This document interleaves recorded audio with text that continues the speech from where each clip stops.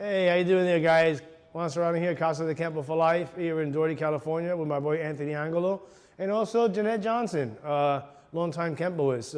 So we're gonna go over the technique called courting the tiger and some ideas in terms of how to set up the slicing knife edge kick, understanding where the stomp comes in, and of course the knee lift that allows the buckle and the angle of entry for that left knife edge kick, and some other ideas in terms of how the opponent who is getting buckled begins to respond in terms of the reaction and trying to get back into the fight. We'll be right back.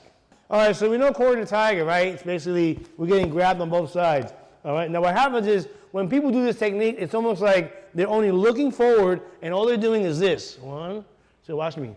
See, at the whole time, I barely even look at my, I couldn't even see where his knee was at. And then I'm trying to buckle, back knuckle, chicken, right? You're doing all this, but you're doing it like in a sideways motion, you know, almost like a scarecrow dancing. And you've been like, oh, a bird doing the bird. So, and that's not the way you want to make it look. So here's the idea.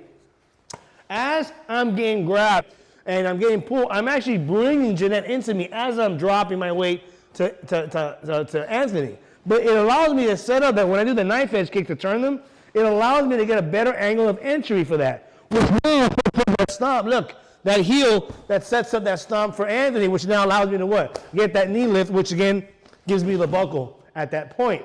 So watch it again. As he begins to grab, I look at her, but I'm actually facing her as I'm doing the attack, and I'm dropping down into Anthony. I'm not looking towards the mirror or just away. And this allows me to get a better angle of entry for that knife edge.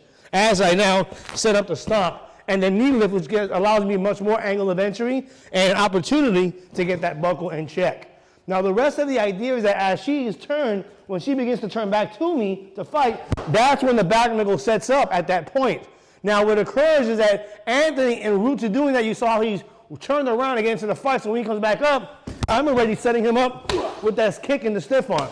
Now at this point, the idea is that when Jeanette gets hit with the back knuckle, as I get the hit and she's coming back towards me, she's getting hit with a stiff leg raise, and then we're crossing out from that point.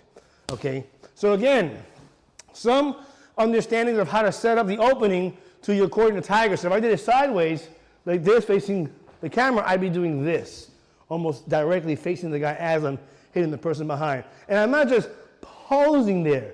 This is a setup, boom, whop, to set that next shot for that move. You're actually exploding with that next shot from that motion. So when I'm getting grabbed again, whop, whop, that sets that up to that next move, and that's set up for the strike as I get the buckle, and I set up for the next motion with my twist and back knuckle. Another little thing that we can add to this to help you to give, of course, we can always insert, right, into our techniques, prefix, suffix, alter, adjust. Well, in the beginning here, when I'm doing that first move and they're grabbing, again, and I drop, I also have a heel pump to his groin.